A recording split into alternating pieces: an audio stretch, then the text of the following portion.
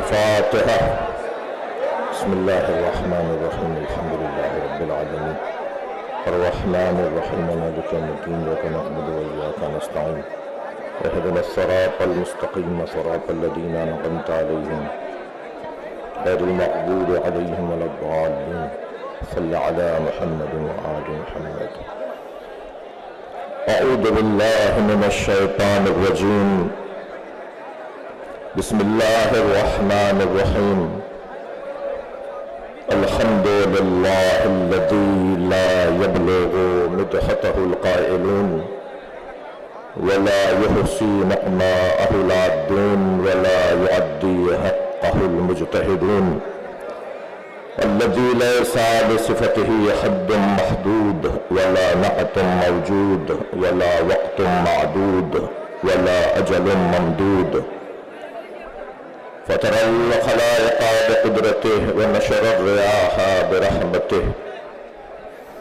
الصلاة والسلام على الرسول المسدد المصطفى العنجد المحمود الأحمد سيدنا ومولانا ومولى الكونين جد الحسن والحسين وعاني أبا القاسم محمد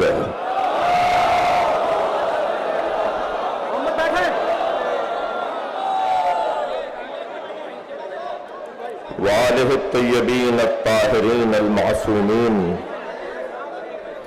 الذين قال الله إنما يريد الله ليذهب عنكم الرجس أهل البيت ويطهركم تطهيرا.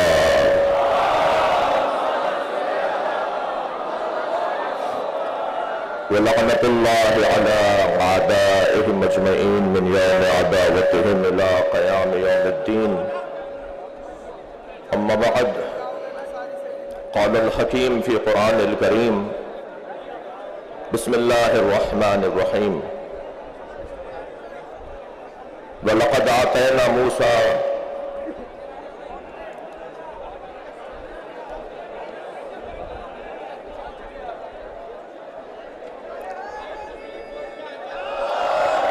بسم الله الرحمن الرحيم.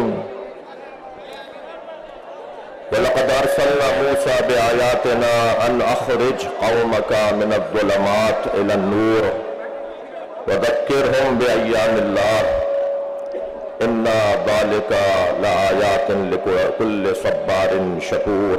صلوات.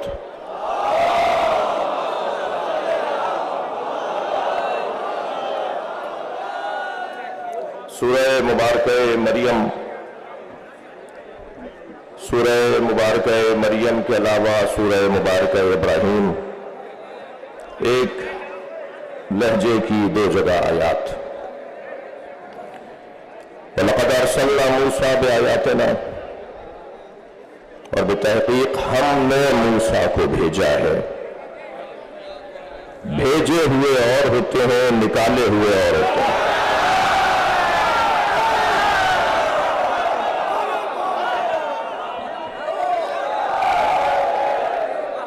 وَلَقَدْ أَرْسَلْنَا مُوسَىٰ بِآيَاتِنَا، اور ہم نے موسیٰ کو اپنی آیات کے ساتھ بھیجا.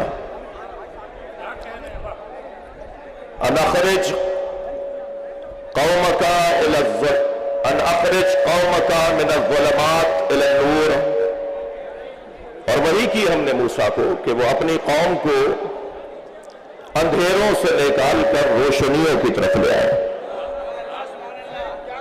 وَذَكِّرْهُمْ بِأَيَّامِ اللَّهِ، اور یہ بھی وحی کی ہم نے موسیٰ کو کہ اپنی قوم کے سامنے اللہ کے ایام کو دہرائیں. إِنَّ فِي ذَلِكَ لَآيَاتٍ لِكُلِّ صَبَّارٍ شَكُورٍ، اور اس ہمارے پیغام میں ہر صابر اور شاکر کے لیے کھلی ہوئی نشانیاں ہیں. آیہ کریمہ کا محاوراتی ترجمہ. میرے لیے اعزاز ہے کہ میں شہر علم و ادب مرکز ولا و ازا جہاں کے اہل حل و عقد نے جو طے کیا وہ بر صغیر میں مانا گیا.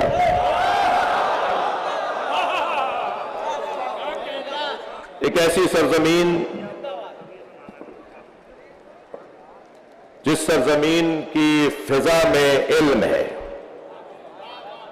ایک ایسی سرزمین جہاں سانس لینے والا ادیب کہلاتا ہے. یہاں کا انگوٹھا لگانے والا بھی آپ جناب سے بات کرتا ہے.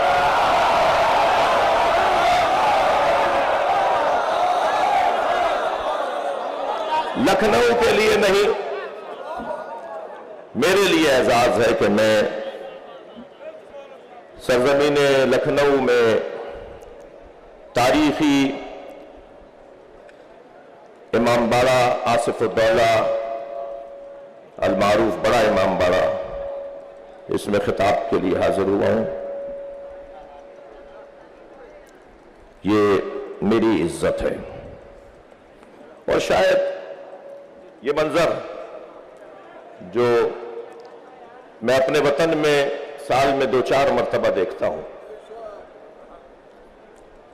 مخصوص ایام میں اس طرح کا رنگ تیار ہوتا ہے. یہ ایک بہت بڑا پیغام ہے.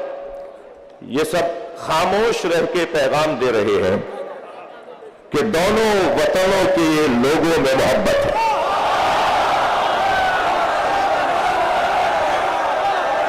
میں اس پہ چاہوں گا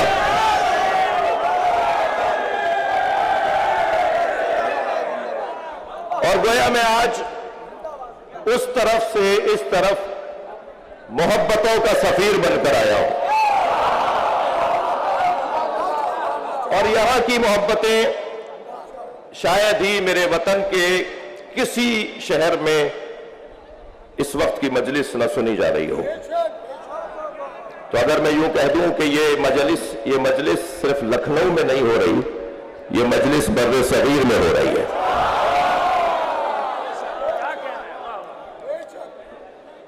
مبارک جگہ ہے، روحانی جگہ ہے. یہاں مانگی جانے والی دعا یقیناً مستجاب ہے. میں ممنون احسان ہوں خطیب اکبر مولانا مرزا محمد اطہر نور اللہ مرقدہ الشریف، خطیب العرفان مولانا اشفاق مرزا اشفاق نور اللہ مرقدہ الشریف کے خانوادے کا، خاص طور پر میرے بھائی جو ہندوستان کے لاکھوں دلوں میں رہتے ہیں. یہ اگر ایک آواز دیں تو اس ملک کے مسلمانوں کو جوڑ سکتے ہیں، اور ایسا مشاہدے میں ہے. مولانا مرزا محمد یعصوب عباس اور جانشین خطیب اکبر مرزا مولانا اعجاز اطہر، میں ان کے بھائیوں کا، ان کے خانوادے کا ممنون ہوں. ابھی خاص طور پر صدر دروازے سے یہاں تک آنے میں جن محبتوں کا میں نے مشاہدہ کیا، شاید مجھے مرنے کے بعد بھی کام آئیں گی.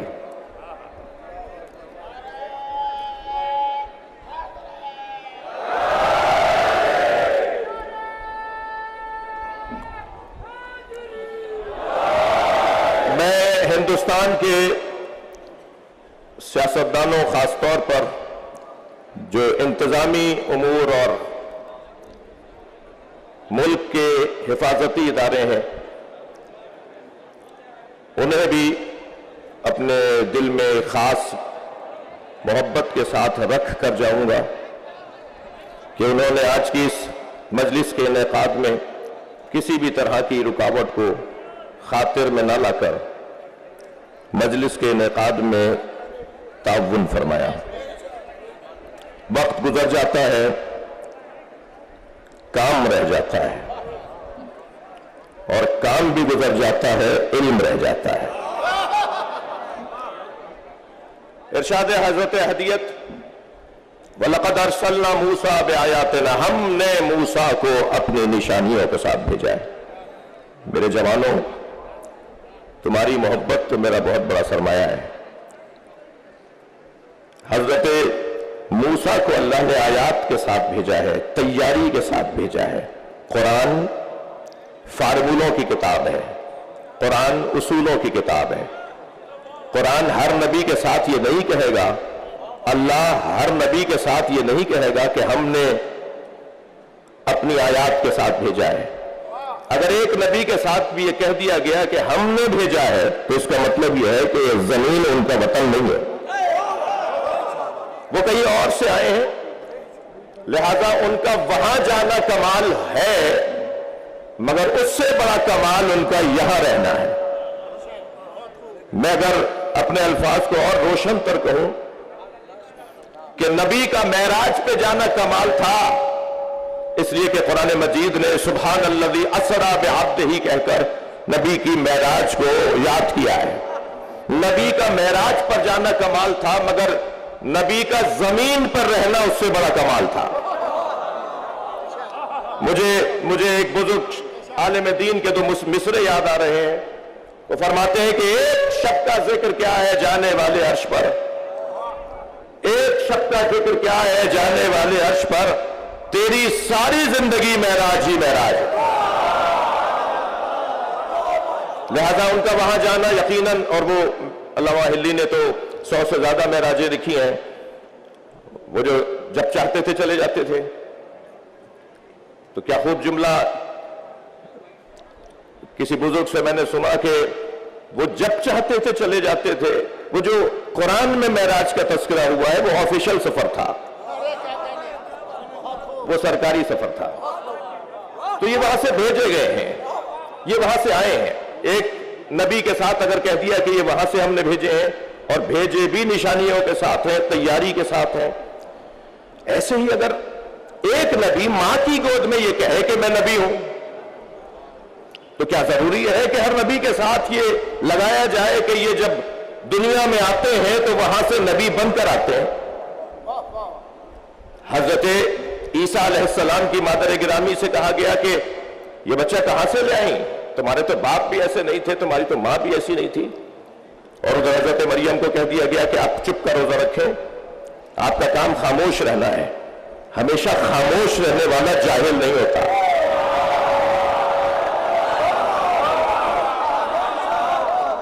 حضرت مریم خاموش، ادھر آواز آئی کہ یہ کہاں سے آیا، تو حضرت مریم نے اشارہ کیا بچے کی طرف، فاشارت الیہ۔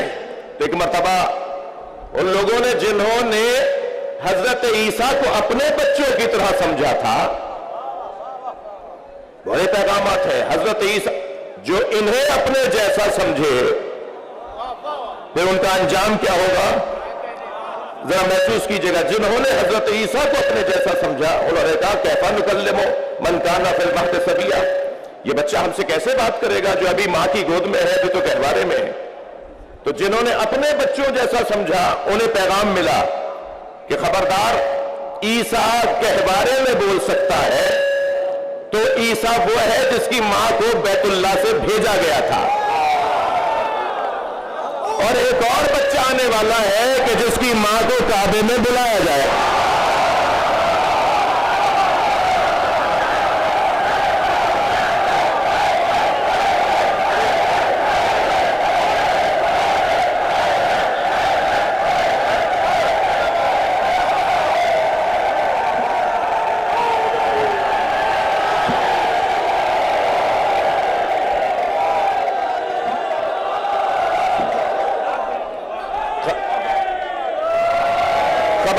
خبردار، اتنا بڑا مجمع، ہم میں کوئی نبی رسول امام تو نہیں ہے، اتنا بڑا مجمع ہم میں کوئی معصوم تو نہیں ہے۔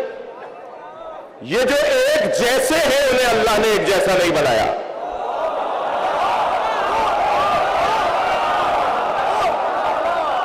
بھائی اہم ترین دستاویزات پر دستخط کے بعد انگوٹھا لگوایا جاتا ہے۔ मुताल्लिका इदारों के अफसरान बैठे होंगे, भाई पढ़े लिखे हैं, दस्तखत कर दिए, अंगूठा क्यों लगवा रहे हो जी? अंगूठा वो लगाए जैसे साइन करना ना आए, दस्तखत करना ना आए।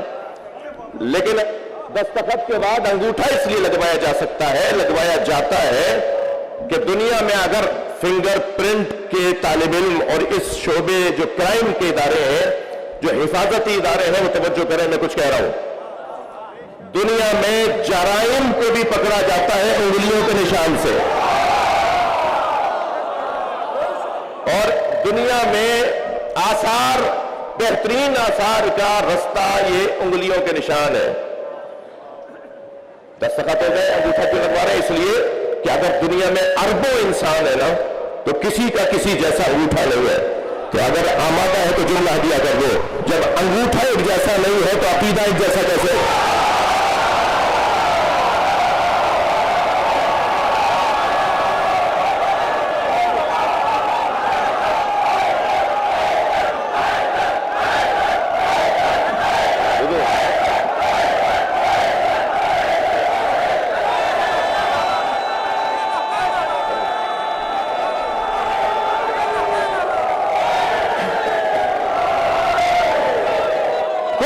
नहीं है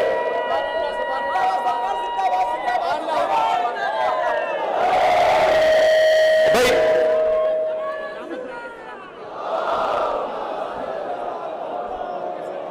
स्कूल में 2 बच्चों ने दाखिला लिया। मैं एक तस्वीर दिखाने जा रहा हूं। कुछ लोग हैं मुसावात पसंद, कुछ है अदल पसंद, और हम हैं मुवासात पसंद। मुसावात, अदल, और उससे ज्यादा बड़ी जगह, उससे बड़ा मरहला ईमान किरदार वह है मुवासात। हजरत अब्बास का लक़ब है अल मुवासी। हम अलम चूमने वाले लोग हैं। मुसावात, देखिए इस्लाम दीन मुसावात नहीं है, इस्लाम दीन अदल है। और जब मरहला अदल कमाल पर पहुंचे तो फिर करबला बनती है और वहां मुवासात की तस्वीर नजर आती है।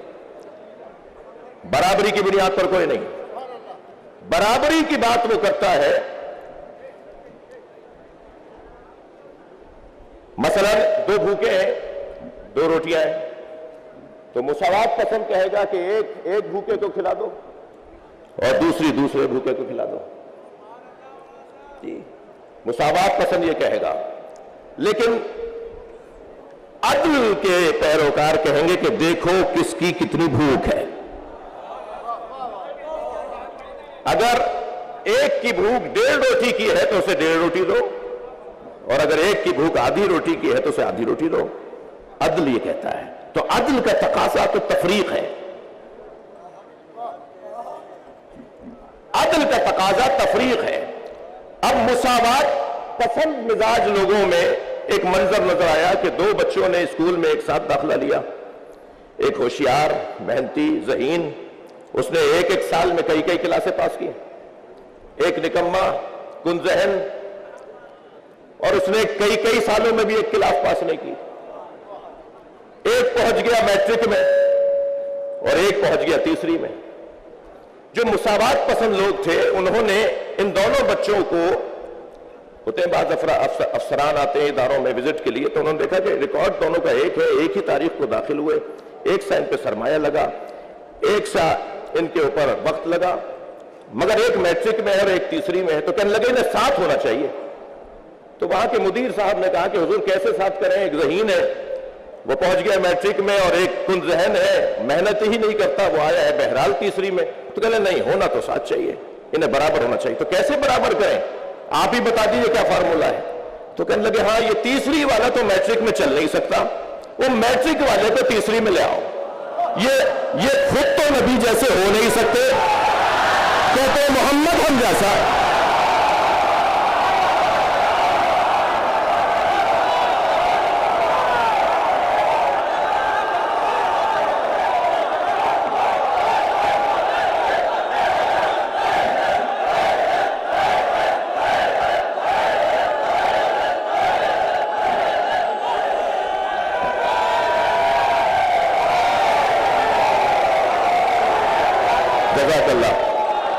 جزاک اللہ، زندہ باد۔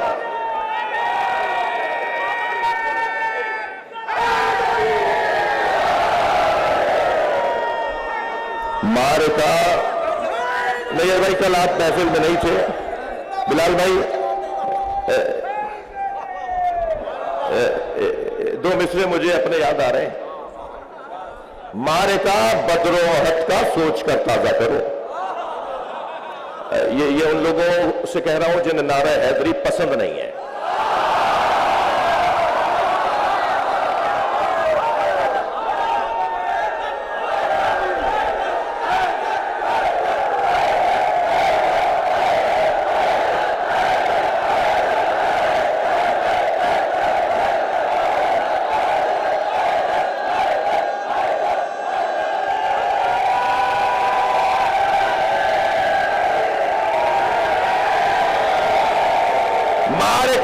بدر و احد کا سوچ کر تازہ کرو۔ معرکہ جو میرے عزیز دور ہیں اور بالکل دوسرے لان میں پارک میں تشریف فرما ہے، میں ان کو دور سے دیکھ رہا ہوں، سلام پیش کرتا ہوں اپنی بچیوں کو، بہنوں کو، ماؤں کو، قوم کی ماؤں کو اور یہاں شریک تمام افراد کو۔ معرکہ بدر و احد کا، معرکہ بدر و احد کا سوچ کر تازہ کرو، معرکہ بدر و احد کا سوچ کر تازہ کرو، ذکر حیدر آج بھی لڑتا ہے لشکر کے بغیر۔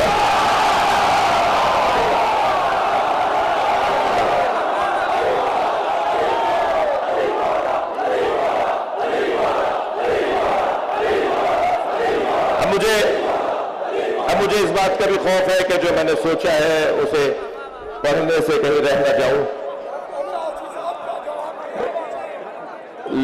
لیکن میرا یہ بھی دل کہہ رہا ہے کہ ان جوانوں کے جو دل کی آواز ہے اس پہ کچھ بات ہو،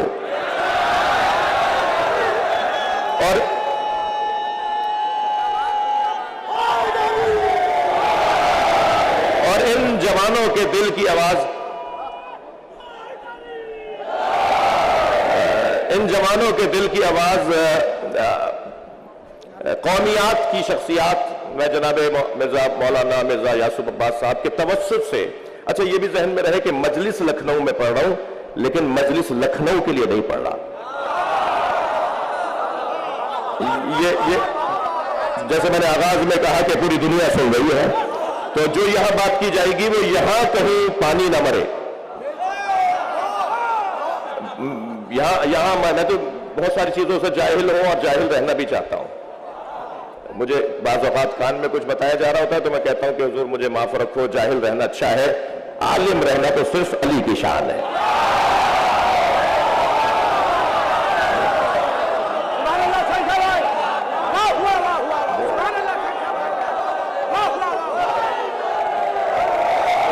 تو جو پوری دنیا کے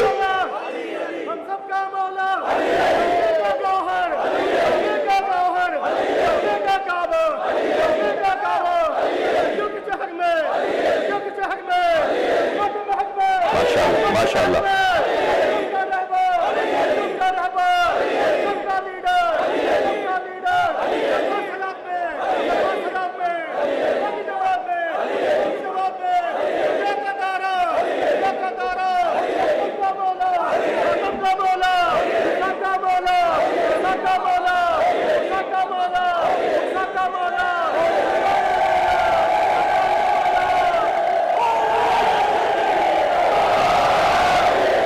لوگوں کو یا علی مدد بولنے سے پہلے 6 دفعہ سوچنا چاہیے۔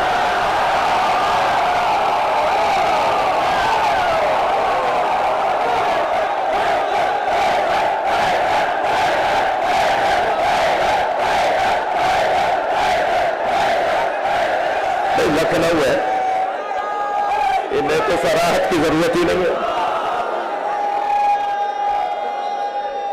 بیٹھ جاؤ۔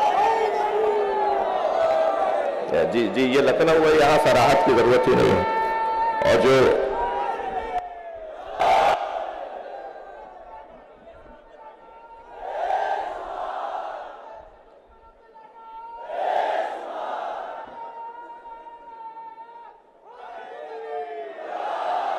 میں جملے کو تکرار کر رہا ہوں، 3 لوگوں کو یا علی مدد بولنے کی ضرورت ہی نہیں ہے، اور ان 3 لوگوں کی 3 کمزوریاں بتا دوں۔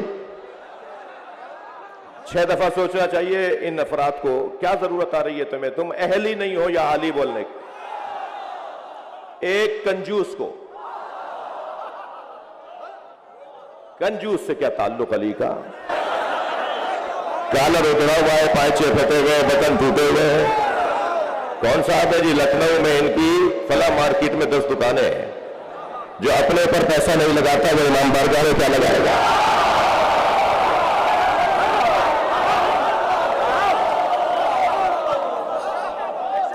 حضرت ابراہیم علیہ السلام جب بکریاں چرانے کے لیے گیا، عجیب انداز ہے، اہل دقت تشریف فرمایا، خطبہ بیٹھے ہیں، میں تو دعویٰ ہی نہیں رکھتا کہ مجھے مجلس پڑھنا آتی ہے، حاضر ہو گیا ہوں محبت میں آپ کے دیدار کے لیے، آپ کی زیارت کے لیے۔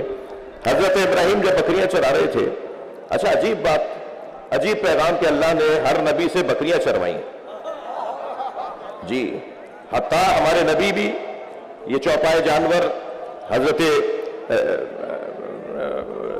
اپنے کمسنی کے عالم میں ہر نبی سے اللہ نے، تو آیت اللہ اشتہاردی کا بڑا حسین جملہ ہے، ایک اللہ کے عارف عالم دین، وہ فرماتے ہیں کہ اللہ نے نبیوں سے بکریاں اس لیے چروائیں کیونکہ بکری چرانے کے لیے اعصاب کا مضبوط ہونا ضروری ہے، اور جس کے اعصاب مضبوط ہو وہ جاہل انسانوں کو خوب پال سکتا ہے۔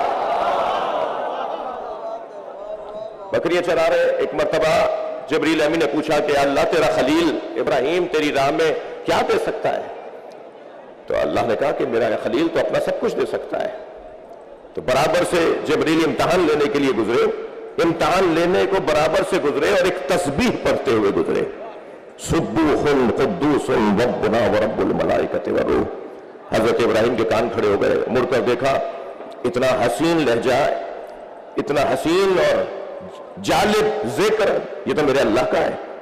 تو کہا کیا صرف تم ہی ہو کہ جو اپنے اللہ کا ذکر کرتے ہو؟ کوئی اور بھی تو کر سکتا ہے۔ کہا اسے ایک دفعہ اور سناؤ۔ تو کہا دو گے کیا اس کے بدلے میں؟ کہ میرے جتنے جانور ہیں میں آدھے دے دوں گا۔ ایک مرتبہ اور سنا دیا، آنکھوں میں آنسو بھر لائے۔ کہا اتنا اچھا ذکر، ایک دفعہ اور سناؤ۔ کہ آپ کیا دو گے؟ کہ جو رہ گئے وہ سب دے دوں گا۔ دیکھ لیا آپ نے، جس سے محبت ہوتی ہے اس کے نام پہ خرچ کرنے کو دل کرتا ہے۔ خبردار عزاداری امام حسین سے کم کر کے یتیموں اور بیواؤں کے لیے فنڈز قائم نہ کرو۔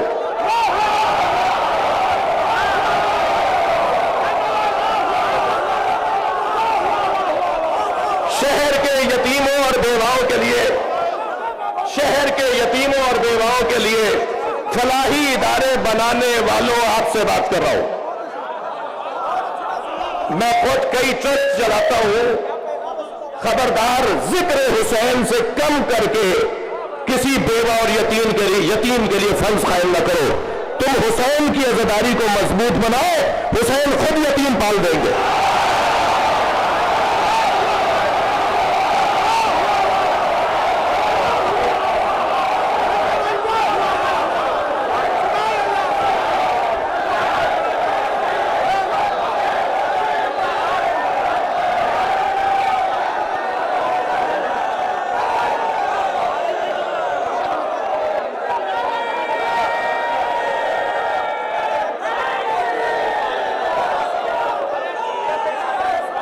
جتنا ہے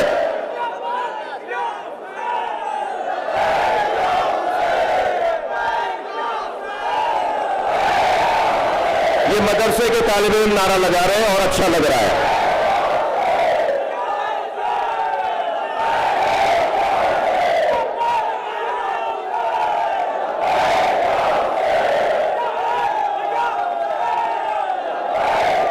اچھا ایک ہم آواز ہو کے صرف 5 مرتبہ کہہ دیجئے، لبیک یا حسین۔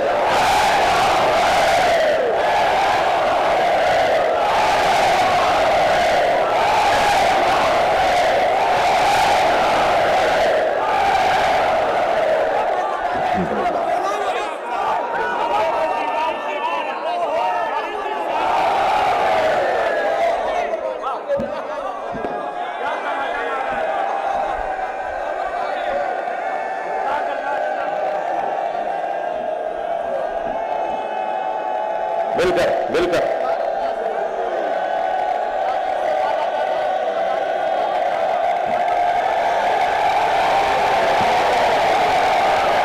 یہ کوئی ہنر نہیں ہے کہ مجلس کی نیاز بنائی پکائی خود کھا لی.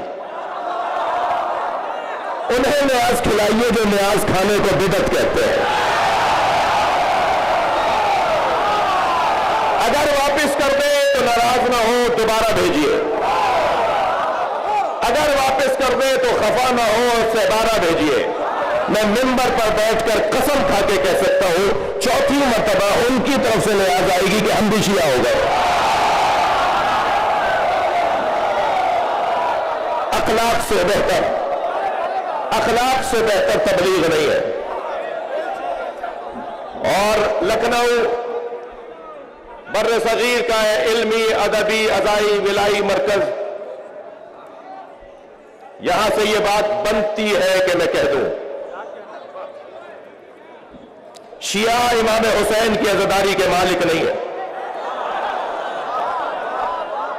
شیعہ امام حسین کی عزاداری کے مالک نہیں ہے. جہاں جہاں میرے عزیز تشریف فرما ہیں اور سن رہے ہیں میں ان سے مخاطب ہوں. شیعہ امام حسین کی عزاداری کے مالک نہیں ہے، نوکر ہے. اور نوکروں کو اپنی اوقات میں رہنا چاہیے. مالک کے مہمانوں کا خیال کرنا چاہیے. کسی نے دروازے پر کھڑا نہیں کیا، میرے بھائی یاسب عباس نے کوئی ٹیم کھڑی نہیں کی جو شناختی کارڈ چیک کرے کہ آنے والا شیعہ ہے، سنی ہے، ہندو ہے. در حسین پہ ملتے ہیں ہر مزاج کے لوگ.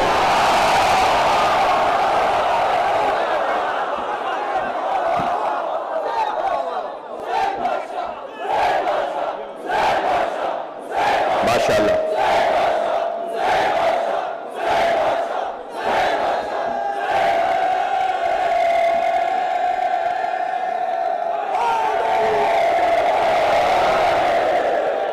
یہاں جو جوان ہے مجھے لگ رہا ہے انہیں تکلیف ہے، یعنی تکلیف میں کھڑے ہیں. اگر کچھ جگہ بنا سکتے ہو تو انہیں لے لو اپنے ساتھ بٹھا لو. نہیں ہے؟ اچھا جی نہیں ہو پائے گا. مجلس اعضاء کو کسی اور عنوان سے تو تعبیر نہیں کیا جا سکتا، لیکن مجھے اجازت دیں اہل دل، اہل دقت، اہل منبر، اہل ادب کہ آج کی یہ مجلس کیونکہ خطیب اکبر کی مجلس برسی ہے تو آج کی یہ مجلس اعضاء کے ساتھ ایک قومی اجتماع ہے جس میں سب کو جوڑنے کی بات کی گئی ہے. اچھا آپ اگر میں مجلس کو آگے بڑھاؤں تو آپ کی توجہ چاہوں گا. تو 3 لوگوں میں پہلا فرض جسے 6 دفعہ سوچنا چاہیے مولا کا نام لینے سے پہلے وہ ہے کنجوس. دوسرا نام بتا دوں جس سے مجھے تو بہت نفرت ہے اور ہر حیدری کو ہونی چاہیے. اور اپنے درمیان سے ان کالی بھیڑوں کو نکال دو جو اس دوسری بیماری کا شکار ہے. اور وہ دوسری بیماری ہے کہ علی مولا کا چاہنے والا بزدل نہیں ہوتا.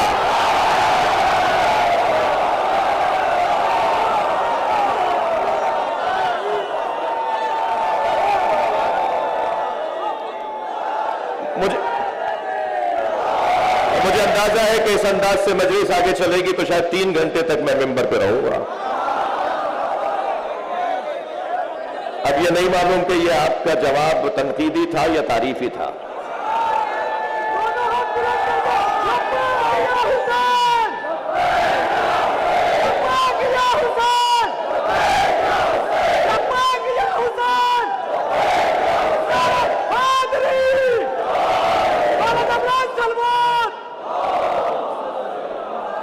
بھئی ایک ایسی صلوات کے جو دل خوش کرتے ہیں.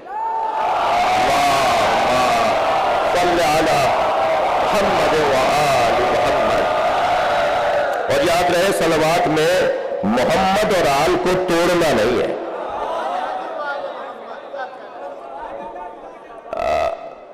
دوسرا وہ شخص جس کو میں ہوشیار کر رہا ہوں وہ ہے بزدل. مجھے وہ سنی سے مجھے اس سنی سے بڑا پیار ہے جو لاکھوں شیعوں میں ہاتھ باندھ کے نماز پڑھتا ہے.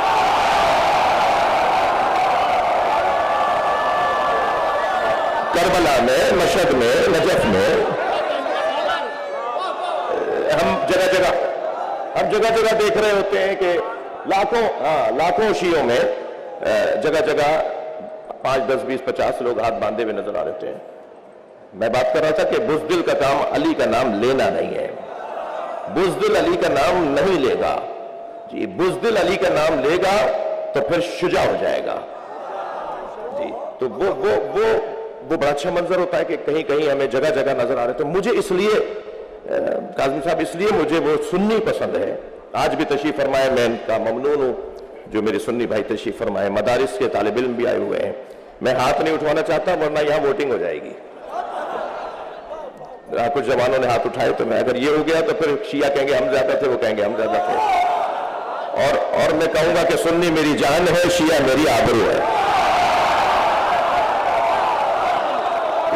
ویسے بھی عزیزان گرامی، سین اور شین برابر ہیں. فرق تین نقطوں کا ہے.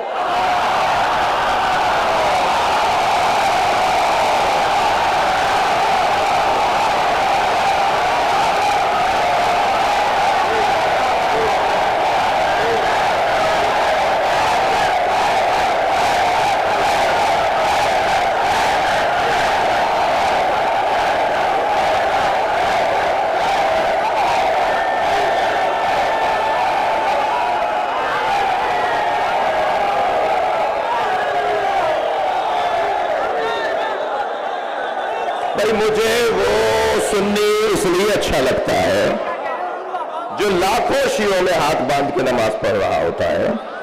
وہ مجھے اس لیے اچھا لگتا ہے کہ وہ ہاتھ باندھ کر بتاتا ہے شیعوں سے ڈرنا نہیں، یہ مارتے نہیں ہے. یہ بہت بڑا اعزاز ہے، یہ بہت بڑی عزت ہے کہ کسی قوم سے کوئی ڈرے نہیں. ہم سے کوئی ڈرتا نہیں ہے، یہ بہت بڑی عزت ہے. میں ہندوستان اور پاکستان کی ریاستوں سے بات کر رہا ہوں. دہشت گرد پاکستان میں ہو تو بھی غلط، دہشت گرد ہندوستان میں ہو تو بھی غلط. ان دونوں کا مسلک انسانیت دشمنی ہے. دہشت گرد کوئی مذہب نہیں رکھتا. خبردار کسی دہشت گرد کو نہ سنی نہ شیعہ کہیے گا نہ ہندو کہیے گا. کوئی ہندو دہشت گرد نہیں ہو سکتا، کوئی سنی اور شیعہ دہشت گرد نہیں ہو سکتا. دہشت گردی خود ایک مذہب ہے جن کا ہندوؤں سے تعلق نہیں ہے، جن کا سنیوں سے اور شیعوں سے تعلق نہیں ہے. بزدل لاکھوں شیعوں میں ہاتھ باندھ کے نماز پڑھ کر بتاتا ہے شیعوں سے ڈرنا نہیں. اور اس لیے بھی مجھے مولانا اچھا لگتا ہے وہ کہ وہ ہاتھ باندھ کر بتاتا ہے، وہ ہاتھ باندھ کر بتاتا ہے کہ جس دین کو میں نے سمجھا ہے اس پہ عمل کرنے کی جرأت بھی رکھتا ہوں. بھائی جملے کی قدر کیجیے گا. کوئی ہندو بھائی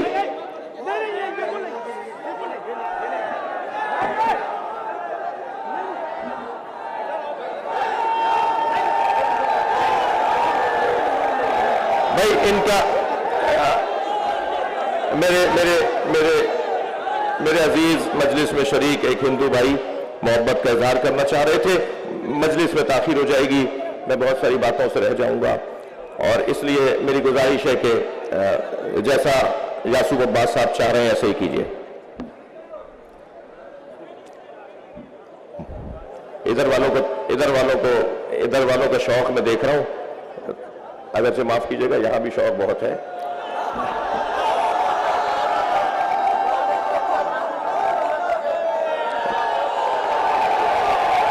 بھائی ایک جو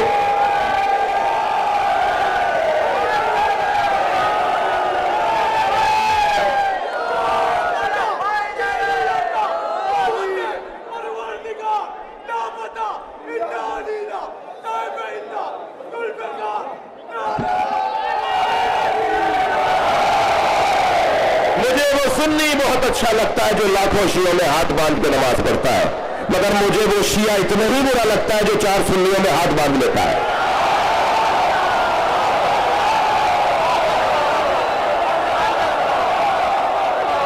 भाई मैं अगर इस मजलिस में ना कहूं तो कहां कहूं? मैं कह चुका हूं कि मजलिस लखनऊ में पढ़ रहा हूं, मगर लखनऊ के लिए नहीं पढ़ रहा। लिहाजा पूरी दुनिया के शियों को एक पैगाम यह है, हमारे अफसरान, हमारे पॉलिटिशियंस, हमारे जमींदारान, हमारे हैसियत रखने वाले लोग जब चाहते हाथ मांग लेते हैं। तुम्हारे तो दादा भी हाथ खोल के पढ़ते थे, तुम तो खानदानी सजदा रख के नमाज पढ़ने वाले हो। ये तुम्हें क्या हुआ, आज 21वें ग्रेड के अफसर बन गए तो तुमने हाथ मांग लिया? तो एक साहब को जब मैंने टोका तो कहने लगे, मौलाना क्या करूं, एक जगह नमाज पढ़ रहा था जहां की तस्वीर आपने देख ली और आप खफा हो रहे हैं, नाराज हो रहे हैं। नमाज पढ़ रहा था, आपने देखा नहीं मेरे दाएं बाएं मरहब खड़े थे, मेरे दाएं बाएं मरहब खड़े थे। तो मैंने कहा आपको दाएं बाएं मरहब खड़े नजर आ गए, दिल में उतरा हुआ अली याद नहीं है?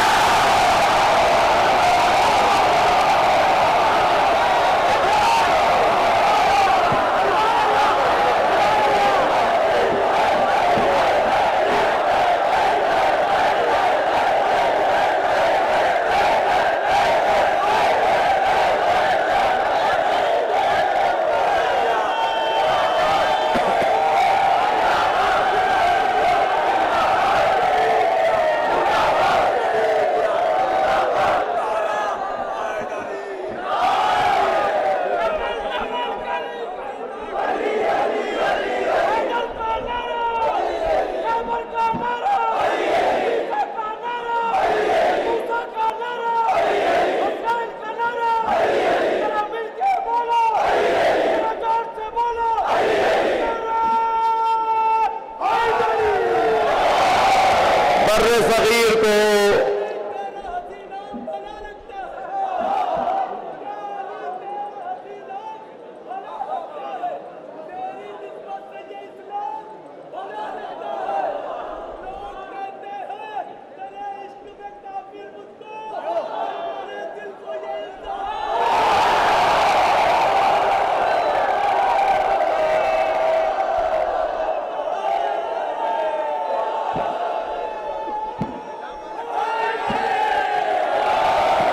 सगीर को हिंदू मुस्लिम दोनों ने मिलकर आजाद किया।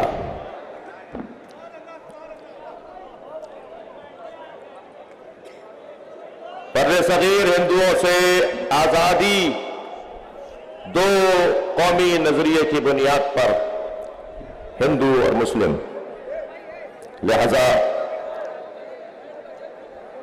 मैं एक जुमला गुजरते हुए कह दूं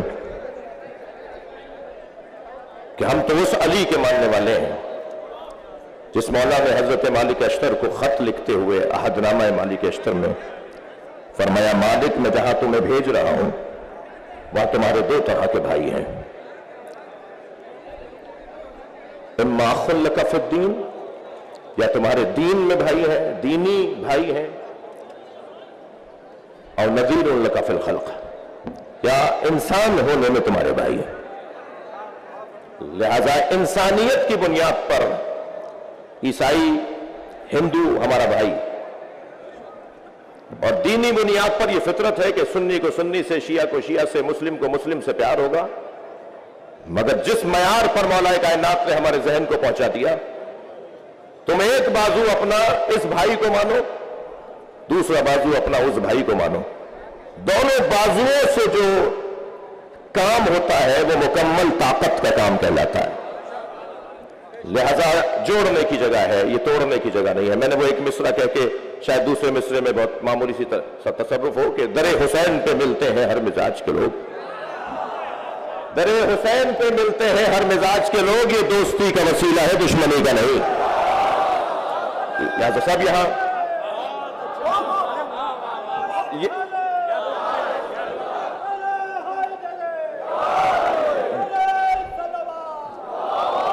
आपकी तवज्जुहात, और मैं बहुत ज्यादा आपको जहमत भी नहीं देना चाहूंगा, बात बहुत रोशन है कि बुज़दिल का काम मौलाए कायनात से जुड़ना नहीं है, बल्कि जो बुज़दिली अपनी इस बीमारी को दूर करना चाहता है उसे ज्यादा अली की बात करनी चाहिए। एक सरदार जी का मैं देख रहा था उनका बयान, वो कहने लगे मेरा पोता सुबह शाम उठते बैठते आते जाते उछलते कूदते آوازیں لگاتا ہے یا علی یا علی یا علی. تو میں نے اپنے پوتے سے پوچھا, سردار جی کہہ رہے ہیں, میں نے اپنے پوتے سے پوچھا کہ تم یہ یا علی کی صدائیں کیوں لگاتے ہو؟ تو کہنے لگا دادا کیا کروں, جب میں یا علی کہتا ہوں میرے اندر طاقت آتی ہے. تو یہ تو نام ہی طاقت آور ہے. اور یاد رکھو میرے بچوں, اسم اعظم مجھے نہیں معلوم کتنے ہیں, مگر مجھے یہ پتا ہے کہ یا علی اسم اعظم ہے. جی میرا دل کہہ رہا ہے بلال بھائی کہ یہ ایک بات ان بچوں کو منتقل کر دوں. مولا ایک سفر پہ روانہ ہے, تنہا سفر کرنے سے علی نے روکا ہے.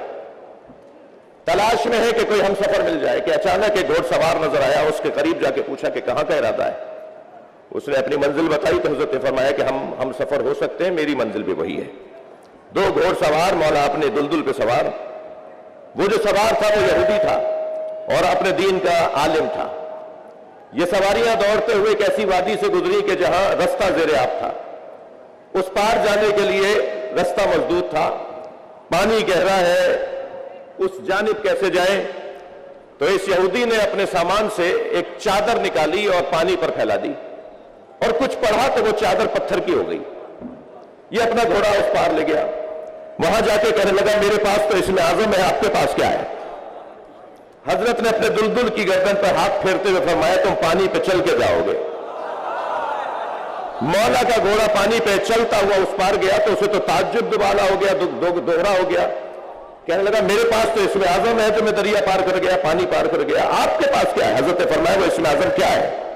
کہنے لگا بتانے کی اجازت نہیں ہے, مگر میرے آپ اچھے ہم سفر ہیں اور باکمال ہیں, اس لیے میں بتا دیتا ہوں آخری نبی کے وصی کا نام. مولا نے فرمایا جس کا نام لے کے تم دریا پار کرتے ہو وہ علی میں ہوں. لہذا جتنا زیادہ ذکر مولا کائنات میں اپنا وقت لگایا جائے,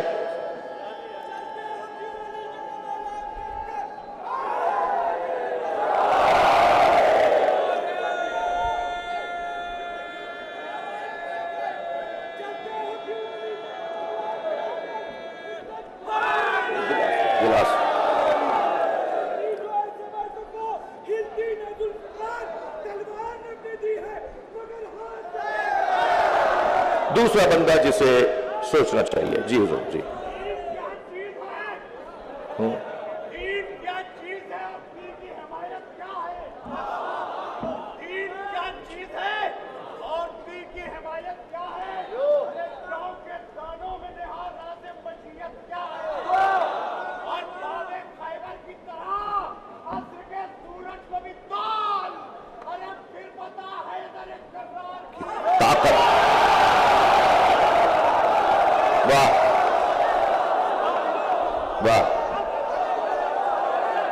بھئی لکھنؤ کی مجلس ہے, سماعت تو ایسی ہونی ہے. دوسرا وہ بندہ جسے کنجوس کہتے ہیں اس کا, دوسرا وہ بندہ جسے بزدل کہتے ہیں اس کا مولا علی سے کوئی تعلق نہیں ہے. تیسرا جسے 6 دفعہ سوچنا چاہیے وہ ہے تنگ نظر, چھوٹے دماغ والا, محدود سوچ والا, فصیلیں اٹھانے والا, دیواریں کھڑی کرنے والا, لڑانے اور لڑنے والا, جس کا کام سوائے فاصلے ڈالنے کے کوئی اور نہ ہو. مولا کی بارگاہ میں صرف علی کے چاہنے والے نہیں آتے تھے, حتیٰ مولا کی بارگاہ میں تو وہ لوگ بھی ہوتے تھے جو خود مولا کائنات کو نہیں مانتے تھے. کتنا مشہور خطبہ ہے حمام. جب حمام ابن عبادہ نے کہا صف لنا یا علی صف لی المتقین کأننی نرا, مولا مجھے متقین کی صفات بیان کر کے بتائے اور ایسے وہ فرمائے کہ گویا میں اپنی آنکھوں سے متقین کو دیکھ رہا ہوں. فتطاقل علیہ السلام من جوابہ, راوی کہتا ہے مولا نے جواب دینے سے گریز کیا. اس کا اصرار بڑھا تو حضرت نے قرآن کی ایک آیت پڑھ دی, یا حمام اتق اللہ واحسن ان اللہ مع الذین اتقوا والذین هم محسنون. اے حمام تقوی پروردگار اختیار کرو اور نیکوکاروں کے ساتھ رہو, اللہ نیکوکاروں کے ساتھ ہے. یہ جب حضرت نے کہہ دیا تو راوی کہتا ہے کہ فلم یقنا حمام کھانے نہیں ہوا. جب حمام کھانے نہیں ہوئے تو مولا نے پھر خود ارشاد فرمایا, 110 صفتیں متقین کی بیان فرمائی. اور لگتا ایسا ہے کہ یہ بیان ابھی اور آگے بڑھتا کہ چیخنے کی آواز آئی. سب نے مڑ کر دیکھا تو حمام کا دم نکل چکا تھا. حضرت نے جنازہ دیکھ کر فرمایا انی اخاف حال ہے، مجھے اسی بات کا تو خوف تھا جو میں جواب نہیں دے رہا تھا۔ تو وہاں موجود ایک شخص نے کہا کہ یا علی ان باتوں کا اثر آپ پر کیوں نہیں ہوتا؟ ایک بندہ مر گیا، آپ کے خطاب سے ایک انسان کا دم نکل گیا، آپ کے بیان سے متاثر ہو کر کانپ کانپ کر رو رو کر حمام ابن عبادہ کا دم نکل گیا۔ کہتا ہے ان باتوں کا اثر آپ پر کیوں نہیں ہوتا؟ یہ لہجہ بتا رہا ہے کہ یہ بولنے والا علی کا دشمن ہے، مگر علی سے بول رہا ہے۔ پریشان وہ ہو جس کے پاس جواب نہ ہو۔ سوال ہونا عیب ہے، سوال ہونا عیب نہیں ہے، جواب نہ ہونا عیب ہے۔ کہنے لگا ان باتوں کا اثر آپ پر کیوں نہیں ہوتا تھا؟ مولا کا جواب سنیے، مولا فرماتے ہیں تیرے منہ میں شیطان کی زبان بول رہی ہے۔ علی نے فیصلہ کر دیا جو زبان علی کے خلاف چلے وہ شیطان کی زبان۔ اور پھر میرے مولا نے فرمایا میرے مولا فرماتے ہیں انی بحر العلم، میرے پاس علم کا سمندر ہے، الذی لا تقسم الدوالی، جو ڈولے سے خالی نہیں ہوتا۔ میں بحر علم ہوں، میں سیلاب معرفت ہوں، جو میرے سامنے آتا ہے اسے نقصان ہوتا ہے۔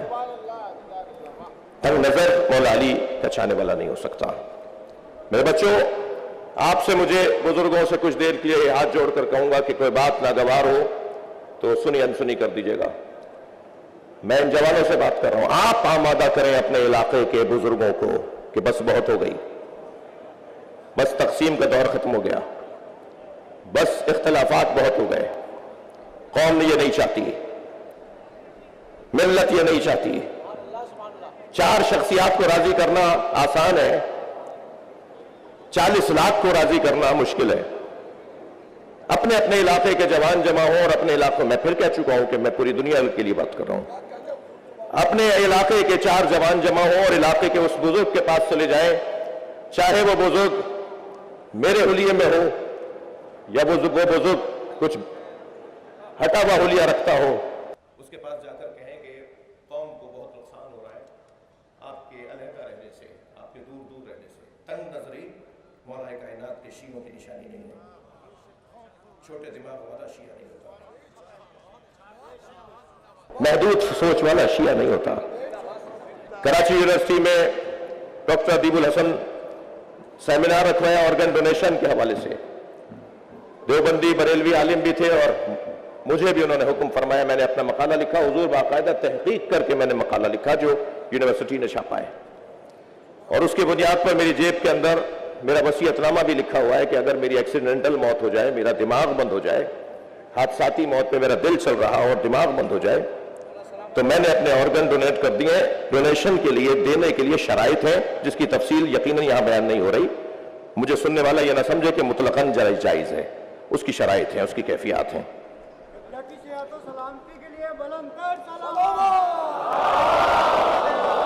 تو نہیں بھائی، ایک صاحب اللہم صلی علی محمد وعلی محمد، ایک صاحب فرمانے لگے مولانا اگر میرے گردے کسی سنی کو لگ گئے، ایک نے تو حدی کر دی، کہنے لگا میری آنکھیں اگر کسی سنی کو لگ گئی، ایک اور کہنے لگا میرا دل اگر کسی ہندو کو لگ گیا۔ اچھا، سری لنکا والوں کی اور مغربی دنیا والوں کی آنکھیں خوب لگوا رہے ہیں ہم لوگ، جب آنکھیں ٹرانسپلانٹ ہوتی ہیں تو یہ پوچھتا ہی نہیں ہے کون کی آنکھیں کس کی ہیں، مگر اپنی آنکھیں دیتے وقت یہ سوچ رہا ہے کہ دوں گا تو کس کو لگ جائیں گی۔ تو میں نے اسے کہا دیکھو، پہلا جواب تو تمہیں یہ ہے کہ تنگ نظر شیعہ نہیں ہوتا، اور دوسرا جواب تمہیں یہ ہے، تمہارے دماغ اور تمہارے معیار کا جواب یہ ہے کہ اگر تمہاری آنکھیں کسی سنی کو لگ گئی تو کیا معلوم وہ علم دیکھنے لگ جائے۔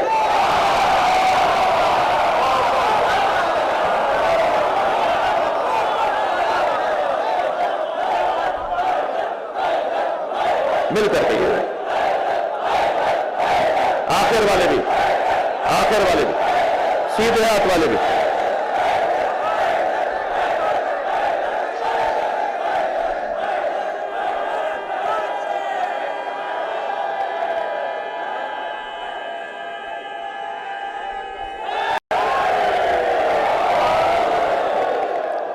لقد ارسلنا موسیٰ بآیاتنا، ہم نے موسیٰ کو تیاری کے ساتھ بھیجا ہے، ہم نے تیار کر کے موسیٰ کو بھیجا ہے۔ کیوں؟ ان اخرج قومک ہم نے وہی یہ کی کہ اپنی قوم کو نکالیں من الظلمات الی النور، اندھیروں سے نکالیں۔ خطیب اکبر کا ایک کمال 56 سال تک ایک جگہ مجلس پڑھنا، پھر ساری زندگی سوائے ذکر اہل بیت کے کوئی اور مشغلہ نہ ہونا، جی یہ کمال ہے خطیب اکبر کا۔ یہ کام ہے ظلمات سے نکال کر نور کی طرف لے جانا۔ اہل دقت تشریف فرمائے، اللہ نے نور کی جمع بیان نہیں کی، ظلمات ضرور بیان ہوئی، ضد ضرور جمع بیان ہوئی ہے، مگر نور کی جمع نہیں ہے، اس لیے کہ اندھیرے بہت سے ہوتے ہیں۔ جہالت کا اندھیرا ہوتا ہے، حسد کا اندھیرا ہوتا ہے، دوست کا اندھیرا ہوتا ہے، جی اناد کا اندھیرا ہوتا ہے، تعصب کا اندھیرا ہوتا ہے، اندھیرے بہت سے ہوتے ہیں۔ اور یاد رکھو میرے بچوں، شخصیت کو قتل کرنے کے لیے گرم اسلحہ استعمال میں نہیں آتا۔ شخص کو گرم اسلحے سے مارا جاتا ہے، مگر شخصیت گرم اسلحے سے نہیں ماری جاتی۔ شخصیت جن اسلحوں سے ماری جاتی ہے ان میں سب سے پہلا اسلحہ جہالت ہے۔ جہالت ایک اسلحہ ہے جو شخصیت کش ہے۔ شخصیت کش اسلحے کو آج ایک جملے میں مارنے کی کوشش کرو۔ اگر کوئی اس بیماری سے اور اس مرض سے اور اس خامی سے بچنا چاہتا ہے تو خبردار دور دور نہ رہے، قریب آ کر بات کرے، مجلس میں آ کر بات کرے، اور جب مجلس میں آ کر وہ بات کرے گا اور بیٹھے گا اور سنے گا تو اس کی جہالت دور ہوگی۔ جہالت شخصیت کش۔ ایک کتاب دو مجھے، کتاب دو۔ میں کل ایک صاحب سے بات ہوئی، میں نے کہا میں پابند نہیں ہوں کہ میں آپ کو وضاحتیں دوں، مجھے کسی کو وضاحت دینے کی ضرورت نہیں ہے، میرا ضمیر مطمئن ہے، میری بیوی مجھ سے راضی ہے، جس کا ایک جلوہ ہے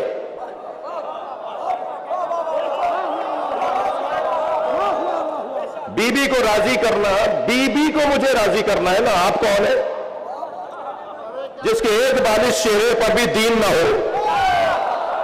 وہ چاہ رہا ہے کہ میں اسے راضی کروں، تو میں کسی کا پابند نہیں ہوں۔ میں تو اپنے ضمیر کا جو ہے وہ ذمہ دار ہوں کہ میں اسے مطمئن رکھوں کہ میرا ضمیر مطمئن ہے، میری بیوی راضی ہے۔ ہاں ٹھیک ہے، مجھے اس پوری 8 منٹ کی گفتگو میں جس میں 1 منٹ کی گفتگو کو کاٹ کر چلایا جاتا ہے، اس میں کہتا ہوں کہ مجھے ایک جملہ نہیں کہنا چاہیے تھا، لیکن اس کے پس منظر میں حالات جو تھے وہ آپ کو کیا پتا۔ ہمارے اس بیان سے ہمارے ملک میں پہلی محرم کو کسی کا جلوس نکلنا بند ہو گیا، تو یہ خدمت شمار کی جائے گی یا اس کو موقع تلاش کر کے رکاوٹیں ڈالنے کی کوشش کی جائیں گی؟ میں کسی کا پابند نہیں، مگر ممکن ہے اب بھی میرے بعض دوست کہے کہ آپ کو ضرورت کیا تھی اس بات کو لانے کی۔ میں نے شاید بعض دوستوں نے کہا بھی کہ آپ یہ بات کیا ضرورت آ رہی کرنے کی، لیکن مجھے وہ نہیں، یہ عزیز ہے۔ ان بچوں کے، ان جوانوں کے ذہنوں میں جو غلط فہمی ڈالی جاتی ہے، وہ کیا کہا، کس نے کہا، کاٹ پیٹ کر کیا سنایا گیا، میں تو اس کتاب کا ذمہ دار ہوں جس کے بعد 1000 شیعہ ہو چکا ہے، اور اس میں لکھا ہے کہ سیدہ کے ساتھ کیا ہوا۔ 46 کتابیں دکھائی ہیں، اس میں عکس موجود ہیں، میں یاسوب عباس صاحب کو دے کے جا رہا ہوں۔ سیدہ کے دفاع میں تو میرا یہ کام ہے، وہ نہ جانے آپ نے کیا سن لیا۔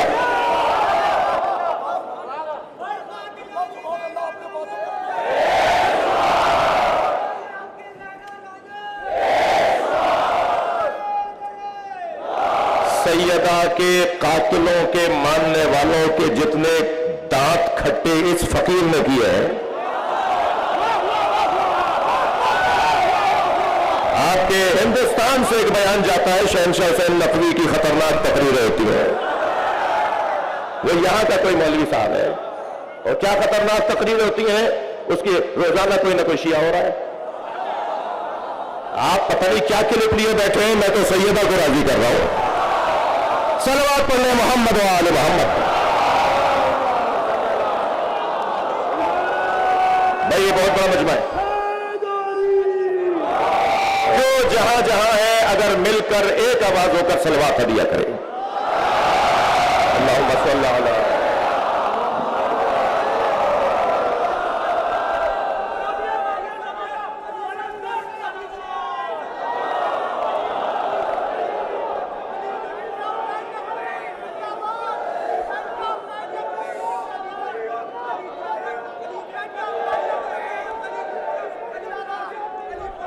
सुनो इसे, सुनो इन्हें, सुनो।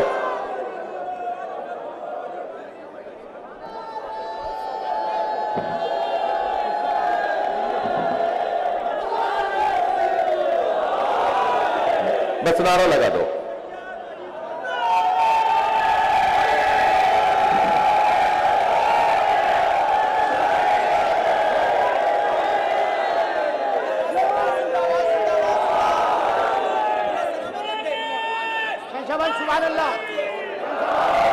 मैं फिर कह रहा हूं कि ये किसी के दबाव में आके बात नहीं की है। दबने वाला वैसे अली वाला नहीं होता। जब हम उनसे नहीं दबते तो तुमसे क्या दबेंगे जी। जिनके हालात खराब कर दिए हमने। अल्हम्दुलिल्लाह आप सबकी दुआएं, आप सबकी मोहब्बतें और सबसे बड़ी जो ताईद हजरत ज़हरा है वो सबसे बड़ा सरमाया है। एक सलवात हदिया कर दे मोहम्मद वाले मन। बहुत बड़ा मजमा है, न जाने कहां कहां से क्या क्या नारे लग रहे हैं, सब तो मेरी कान में नहीं आते ना, और मैं सारे नारों का जिम्मेदार भी नहीं हूं। वो वही जिम्मेदार है जो नारा लगा रहा है। एक सलवात और पढ़ ले मोहम्मद वाले मोहम्मद भाई, इससे बुलंद सलवात।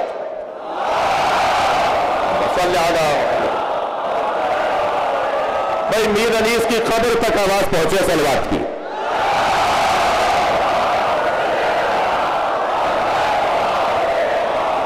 मिर्जा कबीर की कब्र तक आवाज पहुंचे सलवात की।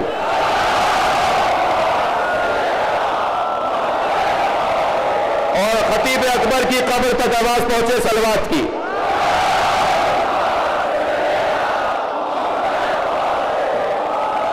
हमने मूसा को भेजा क्यों? इसलिए कि वो लोगों को, अपनी कौम को जुल्मात से निकाल कर रोशनी की तरफ, नूर की तरफ लेकर आए। वज़क्किरहुम बिअय्यामिल्लाह। और ए मूसा, हमने तुम्हें वही की, मूसा को हमने वही कि मूसा अपनी कौम के सामने अल्लाह के अय्याम को दोहराओ। अल्लाह के अय्याम, मेरे और आपके अय्याम तो समझ में आते हैं, हमारे जो दुनिया में आए हैं उनके अय्याम तो समझ में आते हैं। ये अल्लाह के अय्याम का क्या मतलब है? अल्लाह तो अज़ली और अबदी है। अल्लाह तो लम यलिद वलम यूलद है। अल्लाह तो अल्लाहुस समद है। फिर उसके अय्याम का क्या मतलब है? उसके दिनों का क्या मतलब है? लिहाजा मेरे मासूम इमाम फरमाते हैं अल्लाह के 3 दिन हैं। अल्लाहु अकबर। जिस दिन अल्लाह समझ में आता है, जिस दिन अल्लाह मानना मजबूरी हो जाएगी, जिस दिन, मैं हिंदू बिरादरी से बात कर रहा हूं, जिस दिन अल्लाह को मानना, कौन सा अल्लाह? वो अल्लाह जो मुस्तफा ने समझाया, अपने हाथ का अल्लाह नहीं, अपनी पसंद का अल्लाह नहीं, वो अल्लाह जो अली ने समझाया, वो अल्लाह जिसकी कनीज खास फातिमा ज़हरा है। मैं अल्लाह की बात कर रहा हूं, अपने हाथ का अल्लाह नहीं। ये इंसान बड़ा अजीब है, यह हर बात कमाल को अल्लाह बोल देता है, यह हर जगह कमाल देखता है तो कहता है ये अल्लाह। और ये फितरी बात भी है किसी हद तक कि कमाल तलबी, कमाल जुई हमारे अंदर की आवाज है।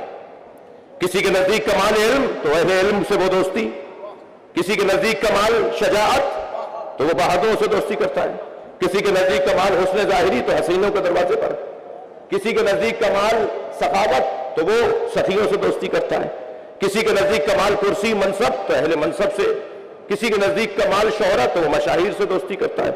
अल्लाह नहीं चाहता था कि लोग दर दर की ठोकरें खाएं। अल्लाह ने एक ही घर में सारे कमाल रख दिए।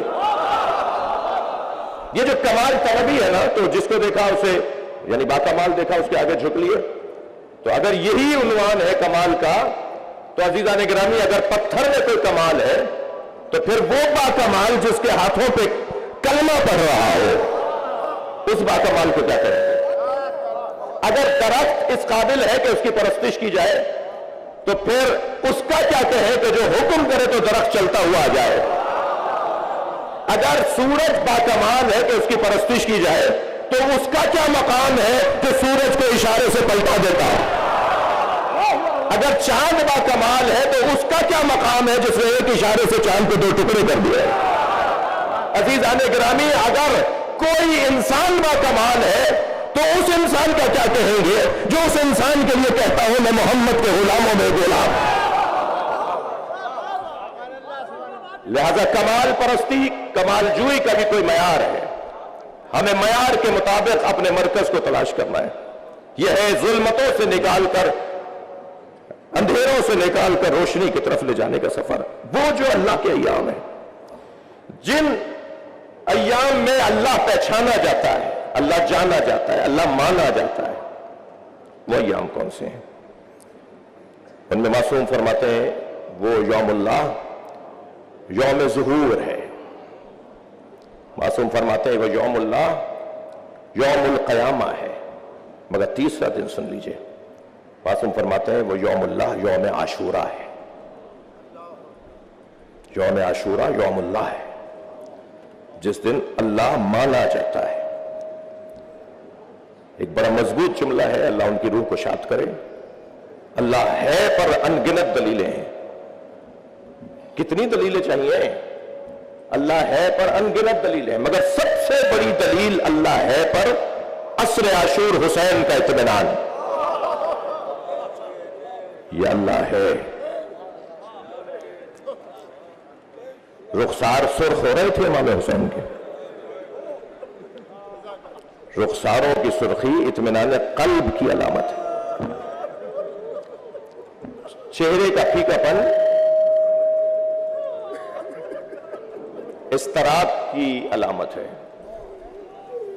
اور یہ رخساروں کی سرخی اور بڑھتی چلی گئی جب میرے مولا نے لاشوں پر لاشیں اٹھائے۔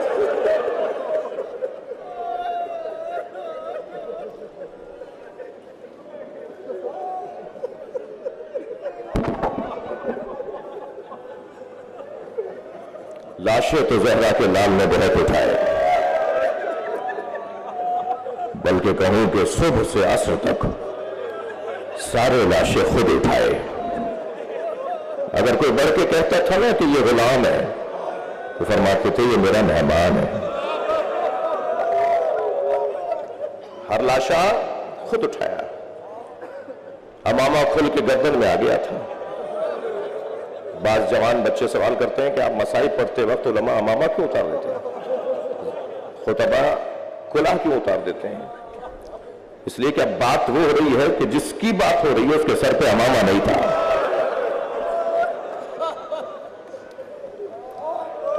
تصور تو کیجئے کتنے لاشیں اٹھائے امام حسین نے۔ میں نے فضائل کا دورانیہ کچھ کم کر دیا، مجھے کچھ دیر مصائب پڑھنے کے لیے۔ لاشیں بہت اٹھائے۔ حر کا بیٹا علی ابن حر علیہ السلام، جب اس نے اپنے بابا کو آواز دی نا کہ بابا میری مدد کریں، گرز لگ چکا تھا، گھوڑے سے گر گیا تھا، تو اولاد والوں جان سکتے ہو، جانتے ہیں نا کہ اگر اس حالت میں اولاد ماں باپ کو پکارے تو وہ جو بستر پہ لیٹا باپ ہوتا ہے نا، وہ کم سے کم بستر سے گر کے بتاتا ہے کہ بیٹا میں اتنا کر سکتا تھا۔ جی، اور کتنی جلدی پہنچا ہوگا اپنے بیٹے کے لاشے پر۔ ایک مرتبہ دل کی دھڑکنیں بڑھ جاتی ہیں کہ جب ہور پہنچا تو کیا دیکھا، حسین لاشیں اٹھا چکے۔ بڑھ کر کا مولا یہ غلام زادہ ہے۔ امام نے فرمایا ہور جوان کی میت باپ نہیں اٹھاتا۔ اللہ اکبر، کیا قاعدہ دیا میرے مولا نے؟ فرمایا جوان بیٹے کی میت باپ نہیں اٹھاتا۔ عزیزانو، رونا اسی کا ہے جس نے لوگوں کے مجاہدوں کے بیٹوں کے جنازے اٹھائے، تو جب علی اکبر کا لاشا اٹھایا، اجرکم اللہ اجرکم اللہ۔ آپ کی آواز بلند ہے، جو جہاں بیٹھا ہے اپنی آواز کا آزاد رکھے گا۔ جس کے مذہب میں رونا چاہے ذہن تکلف کر کے نہ روئے۔ جب آپ ایسے روتے ہیں نا، جناب امام جعفر صادق دعا دیتے ہیں، امام محمد باقر تو مصلی بچھا کر دعا کرتے ہیں مولا حسین پہ رونے والوں کو۔ کسی کے بڑے نے اگر رونے کو روکا ہے تو ہم جنہیں بڑا مانتے ہیں وہ کسی کے بڑے سے قابل مقایسہ ہی نہیں ہے۔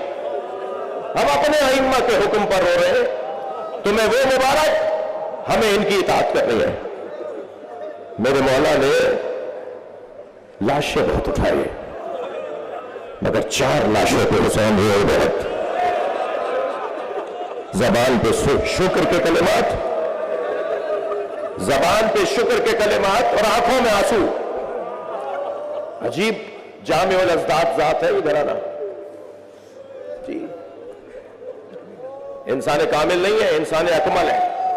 اور جو جتنا بڑا انسان ہوتا ہے اس کا دل اتنا ہی نرم ہوتا ہے. امام نے لاشیں بہت اٹھائے مگر 4 لاشیں صرف نام لے رہا ہے. جو جہاں بیٹھا ہے اپنے تصورات کو ذرا کربلا لے جائے. تو پہلا لاشا جس پر امام بہت روئے وہ حضرت قاسم کا لاشا. مجلس میں اللہ نہ کرے کوئی بیوہ بیٹھی ہو اور اس بیوہ کے کوئی بچہ بھی ہو. میں آپ سب سے کہوں گا سلام کریں بی بی ام فروا کو. کیا شیر دل بی بی ہے، کیا جگر ہے اس خاتون کا. جب امام لاشا لے کر آئے نا، میں نے ابھی ایک جملہ اپنے وطن کے ایک شہر میں کہا، بہت دیر تک ایک جوان روتا رہا. میں چاہ رہا ہوں وہ جملہ یہاں بھی کہہ دوں. یہ واحد لاشا ہے جو ایک جگہ سے نہیں ملا.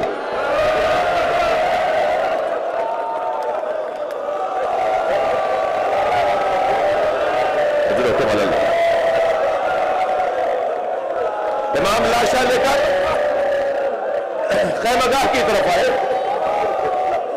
ہر شہید کے لاشے کی آمد پر اس شہید سے وابستہ بی بی بڑھ کر استقبال کرتی تھی. مگر جب امام حسین پہنچے خیمہ گاہ کے قریب تو کیا دیکھا، سب بیویاں تو موجود ہیں مگر حضرت قاسم کی ماں نظر نہیں آ رہی. تو تعجب سے جناب زینب سے فرمایا، بہن بھابھی ام فروا کہاں ہے؟ تو ایک اور بی بی کی آواز آئی کہ جب قاسم کے گرنے کی خبر آئی تھی تو ام فروا پشت خیمہ پر چلی گئی تھی. اب جا کے جو جناب زینب نے دیکھا تو کیا دیکھا، سجدے میں سر ہے اور بی بی ام فروا ایک تصویر پڑھ رہی ہے، شکران شکرا حقا حقا. جیسے ہی سجدہ مکمل ہوا جناب زینب کی آواز آئی، بھابھی آپ کو حسین بلا رہا. میری بی بی وہاں آئی جہاں حضرت قاسم کا لاشا تھا، پامال لاشا.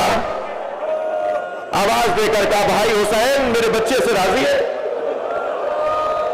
امام نے فرمایا، بھابھی آپ کے بچے نے میرے بھائی کی یاد تازہ کر دی. تو بی بی کی آواز آئی، بھائی مجھے قاسم کا خون بھرا کرتا چاہیے. امام نے بھی نہیں فرمایا کہ بھابھی اس کرتے کا کیا کریں گی جو تار تار ہو گیا، جو چاک چاک ہو گیا. کچھ ہی دیر کے بعد امام حسین نے وہ خون بھرا کرتا جناب ام فروا کو دے دیا. بی بی نے اسے اپنے خیمے میں لے جا کے رکھ دیا. عصر عاشور، اسی دن عاشور کے دن عصر کے وقت میں امام کی شہادت کے بعد خیمے لوٹے، تبرکات لوٹے گئے، زیورات لوٹے گئے، سب کچھ لوٹ گیا. 11 محرم کو یہ قافلہ کوفہ آ گیا. کوفہ سے شام آیا، شام میں اسیر رہا، اسیری سے رہائی ملی تو تبرکات واپس آئے. ہر بی بی نے اپنی اپنی گٹھڑی اٹھائی ہوئی تھی. جناب ام فروا نے اپنی گٹھڑی سینے سے لگائی تھی. اور جب شام سے کربلا آئی اور کربلا سے مدینہ پہنچی تو بار بار کہنے لگی، مجھے تو جنت البقیع لے جاؤ، مجھے تو جنت البقیع لے جاؤ. اور اب جب جنت البقیع پہنچی تو قبر امام حسن کے برابر میں بیٹھے، گٹھڑی کھولی، خون بھرا کرتا نکالا، قبر امام حسن پہ پھیلا دیا اور ایک مرثیہ پڑھا، اے میرے والی تمہارے بچے کی نشانی لائی. اجرکم اللہ، اجرکم اللہ. ایک لاشا جس پر امام بہت روئے وہ حضرت قاسم کا لاشا. دوسرے لاشے کا نام سنیں گے تو اہل دل کے آنکھوں میں آنسو آ جائیں گے، وہ علی اکبر کا لاشا. یہ واحد شہید، واحد مجاہد ہے جسے امام نے بھیجنے کے بعد آرزو کی ہے کہ ایک مرتبہ اور دیکھ لو. اور حضرت فضہ سے کہا، فضہ ماں کی دعاؤں کا اثر ہی کچھ اور ہے. تم علی اکبر کی ماں سے کہو کہ دعا کرے کہ میں علی اکبر کو ایک بار اور دیکھ لوں. بی بی ام لیلا خیمے میں سر پہ قرآن رکھ کر مناجات پڑھ رہی ہے، یعقوب سے یوسف کو ملانے والے، ایک بار اور میرا یوسف مجھے دکھا دے. ابھی بی بی کی دعا مکمل نہیں ہوئی تھی کہ تکبیر کی آواز آئی. اب جو خیمے کے در پہ جا کے دیکھا تو کیا دیکھا کہ بیٹا بابا سے بات کر رہا ہے. حضرت علی اکبر امام حسین سے کہہ رہے ہیں بابا اگر چند گھونٹ پانی کے مل جاتے تو میں بتاتا کس کا پوتا ہوں، میں بتاتا دشمن کو کہ کس عباس نے میری تربیت کی ہے۔ اب یہ منظر ماں در خیمہ سے دیکھ رہی ہے، بیویاں مجلس میں بیٹھی ہیں، اولاد والے لوگ بیٹھے ہیں، ماں دیکھ رہی ہے بچہ، اور وہ بھی علی اکبر بچہ بابا سے پانی مانگ رہا ہے۔ تو شاعر نے 4 مصروں میں کہا کہ شدت پیاس سے اکبر نے پلٹ کر دیکھا، شدت پیاس سے اکبر نے پلٹ کر دیکھا، ماں نے خیمے کی تنابوں سے لپٹ کر دیکھا۔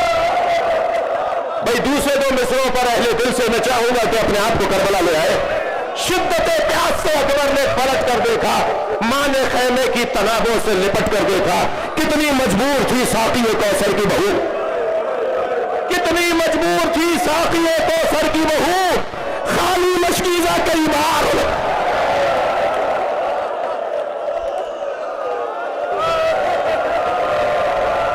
اجرکم اللہ۔ یہ دوسرا لاشا جس پر امام کی آنکھوں میں آنسو رہے، تیسرے لاشے کا نام بتا دوں گا، اور وہ لاشا ہے عباس کا لاشا۔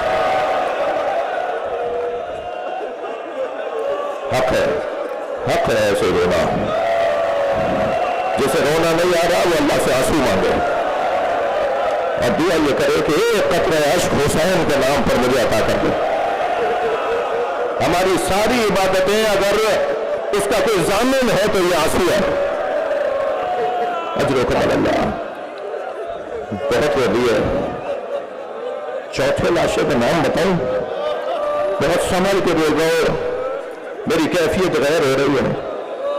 ایک اور لاشا جس پر امام روئے، اور وہ چوتھا لاشا جس پہ سب سے زیادہ روئے، وہ لاشا چھوٹا بہت تھا، وہ لاشا چھوٹا بہت تھا مگر حسین سے اٹھتا نہیں تھا۔ کبھی آگے جاتے تھے انا للہ،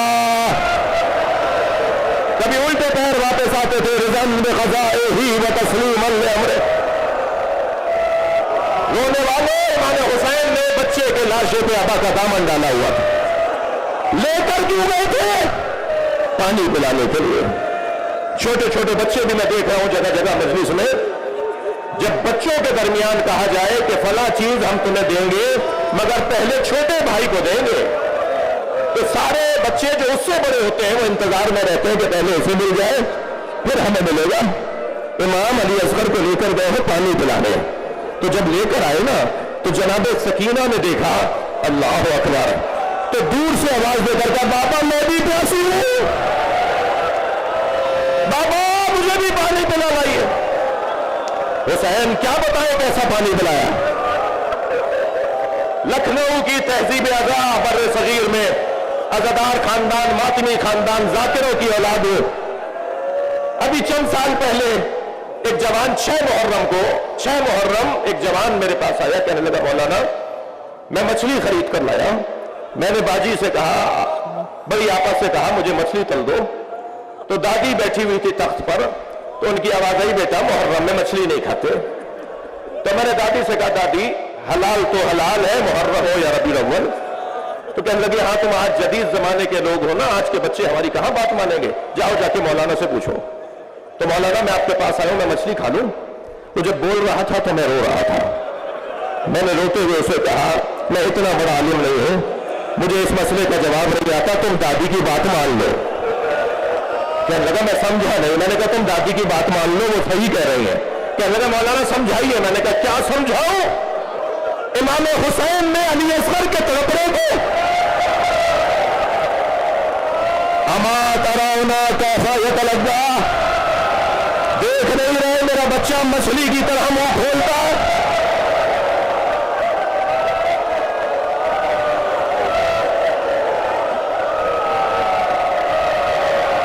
امام زمانہ کو بلائیے آج کی مجلس میں، مولا یہ آوازیں آپ کو یاد کر رہے ہیں، آ جائیے آپ کو پرسہ دے، آ جائیے آپ کے ساتھ کربلا چلے۔ وہ سرخ پرچم جو آپ کے جد کے مزار پر حسین مولا کے مزار پر لگا ہے، اسے اتار کر آپ کے ساتھ آپ کی حمایت میں، آپ کی اطاعت میں زندگی گزارے۔ عزادارو، حسین مولا نے علی اصغر کا لاشا دفنا دیا، میں نے آپ سے کہہ دیا تھا مجھے آپ برداشت فرمائیں، میں کچھ دیر مصائب زیادہ پڑھنا چاہتا ہوں، اور زیادہ کیا پڑھوں گا، زیادہ کیا پڑھوں گا، مگر اتنا مجھے یقین ہے کہ جب ایسے آوازیں بلند ہوتی ہیں تو ان جوانوں سے کہہ رہا ہوں کسی کو کوہنی نہ لگ جائے، ان بچوں سے کہہ رہا ہوں کسی کو دھکا نہ لگ جائے، کیا معلوم کہ یہی بیچ میں امام سجاد بیٹھے، میں بیویوں سے کہوں گا ذرا احترام رہے، جناب زہرا اپنی پوتی کے ساتھ آتی ہے، اور جب سکینہ بی بی دادی سے کہتی ہے دادی ایسے کیوں رو رہے ہیں، تو بی بی بتاتی ہے یہ تمہارے بابا پہ رو رہے ہیں، اور حدیث کا جملہ یہ ہے کہ فی یدہا خرقۃ، جناب زہرا کے ہاتھ میں رومال ہوتا ہے، تسم دموع الباکین، جس میں رونے والوں کے آنسوؤں کو جمع کرتی ہے، کچھ کم سعادت ہے کہ جو اس وقت عبادت ہو رہی ہے، اب حسین کربلا میں تنہا گھوڑے کی قریب آئے، گھوڑے کے قریب آئے، زلجلہ گردن جھکائے کھڑا ہے، امام قریب آئے تو یاد آیا کہ مجھے اکبر سوار کرتے تھے، میری گھوڑے کی لگام آ کر عباس تھامتے تھے، خیال آیا کہ میرے بچے مارے گئے تو در خیمہ سے بہن نے آواز دی بھیا ابھی زینب زندہ ہے، امام حسین کو گھوڑے پر سوار کیا، حسین مولا روانہ ہوئے، میمنہ میسرہ قلب لشکر، تمام لشکروں کو خطاب کیا، ان کان دین محمد لم یستقم الا بقتلی فیا سیوف حزینی، اگر دین محمد میرے قتل کے علاوہ بچنے والا نہیں ہے تو تلواروں آؤ مجھے ٹکڑے ٹکڑے کر دو، اور یہ کہہ کر جب حملہ امام نے ہوتا محسوس کیا تو کچھ لمحوں کے لیے میرے مولا نے جوہر شجاعت دکھائے، اور بلا تشبیہ برق کی مانند میمنے سے میسرے میں، میسرے سے قلب لشکر میں، کچھ ہی دیر میں امام حسین نے تینوں لشکروں کو مخلوط کر دیا، یہ تمیز ہی ختم ہو گئی کہ یہ لشکر کس کی سالاری میں ہے، کس کی آواز سنے گا تو حملہ کرے گا اور کس کی آواز سنے گا تو رک جائے گا، امام نے لشکریوں کو مخلوط کر دیا، اور ایسا منظر بنا کہ یہ آپس میں ایک دوسرے پہ تلوار چلانے لگے، اس وقت امام گھوڑے کی پشت پہ کھڑے ہوئے اور ایک مرتبہ نہر کی طرف رخ کر کے کہا اے میرے عباس اٹھو، اپنے اکیلے مولا کی جنگ دیکھو، پھر ایک مرتبہ جب حملے کا جواب دیا، فوجیں بھاگتی تھی علوان الحفیظ، اور جہاں سے سپاہی بھاگ کر ادھر جاتا تھا اسے سامنے سے حسین آتے نظر آتے تھے، ایک عجیب جلال تھا زہرا کے لال کا، بھاگتے ہوئے سپاہی ایک دوسرے سے کہتے تھے بچو حسین آ گئے، ایک مسافر ہے جو 6 مہینے کے سفر کے بعد کوفے میں داخل ہوا ہے، اسے کچھ نہیں پتا کہ کیا ہو رہا ہے، دکانیں بند، بازار بند، چہل پہل نظر نہیں آ رہی، کوئی انسان نہیں ہے، کوئی کام نظر نہیں آ رہا، ایک مرتبہ سوچتا ہوا گھر میں داخل ہوا، بیٹی نے بڑھ کر استقبال کیا، پوچھا بیٹا یہ کوفے والے کہاں گئے، کہا بابا آپ بھی جلدی دوبارہ گھوڑا تیار کیے، کچھ فاصلے پر ایک بیابان ہے جسے کرب و بلا کہتے ہیں، وہاں ایک باغی نے خروج کیا ہے، حاکم کا اعلان یہ ہے کہ اگر اسے قتل کرنے کے لیے کوفے سے مر نہ گئے تو انہیں سزا دی جائے گی، بابا کہیں مخبری نہ ہو جائے کہ آپ گھر میں تھے، عبداللہ کہتا ہے کہ میں نے گھوڑا تیار کیا، رخصت ہونے لگا تو بیٹی نے رخصت کرتے ہوئے کہا بابا جنگ پر جا رہے ہیں اور جنگوں میں مال غنیمت بھی ملتا ہے، مال غنیمت میں اگر یمنی پتھر مل جائے، عقیق یمنی مل جائے تو میرے لیے ضرور لے آئیے گا، میں گلے کا ہار بنانا چاہتا ہوں۔ عبداللہ کہتا ہے میں کوفے سے کربلا روانہ ہوا، جب کربلا پہنچا تو عاشور کا دن تھا، عصر کا وقت تھا، عجیب منظر تھا، ایک 56 سالہ بوڑھا زخمی جس کے بدن پہ تیروں کے پتھروں کے نشان ہیں، جس کا امامہ کھل کے گردن پر آ گیا، جو اکیلا ہے اور 30,000 سے زیادہ کا لشکر ہے جو سنی شیعہ نے لکھا ہے، جو تعداد سنی شیعہ نے لکھی ہے، 30,000 سے زیادہ کا لشکر ہے، وہ اکیلا ہے مگر ہر شخص اسے مارنا چاہتا ہے، مگر اس کا جلال ایسا ہے وہ جہاں گھوڑا موڑتا ہے فوجیں بھاگتی ہیں۔ تو میں نے بھاگتے ہوئے سپاہی سے کہا تمہیں اس سے ڈرتے کیوں ہو؟ تو کہنے لگا تمہیں نہیں پتا اس کے ایک بھائی کا نام عباس تھا، یہ اکیلے بھی ہوتے ہیں تو لشکر ہوتے ہیں۔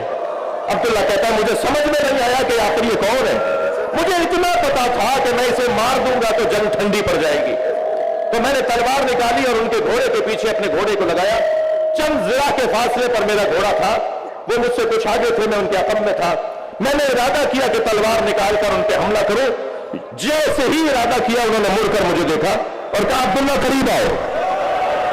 अब्दुल्ला कहता है मेरे हाथ पैर कांपने लगे, ये कौन है? ये मेरा नाम भी जानते हैं। मैं घबरा के रुका तो फिर आवाज आई जल्दी आओ।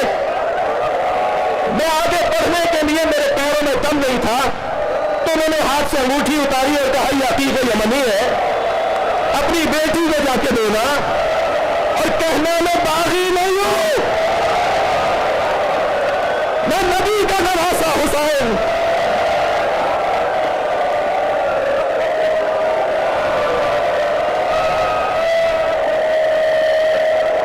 बस अदादारों मजलिस हो गई। मुझे एक जुमला कहने दीजिए। अब्दुल्ला वाला के कदमों में गिर गया, तलवार उठा के दिफा करने लगा, सिपाहियों को यजीदियों को दूर करने लगा और इमाम बार बार कहने लगे अब्दुल्ला चले जाओ, अब्दुल्ला चले जाओ। तो क्या मेरा मौला आपको तनहा छोड़ के कैसे जाऊं? मौला मैं आपको अकेला छोड़कर कैसे जाऊं? तो हुसैन की आवाज आई अब्दुल्ला चले जाओ, कुछ दिनों बाद मेरी बहन ज़ैनब आएगी, उन्हें चादर दे देगा, मेरी माँ बहने मकना हो जाता। अला लअनतुल्लाहि अलल कौमिल ज़ालिमीन फसयअलमुल लज़ीना ज़लमू अय्या मुनक़लबिन। या हुसैन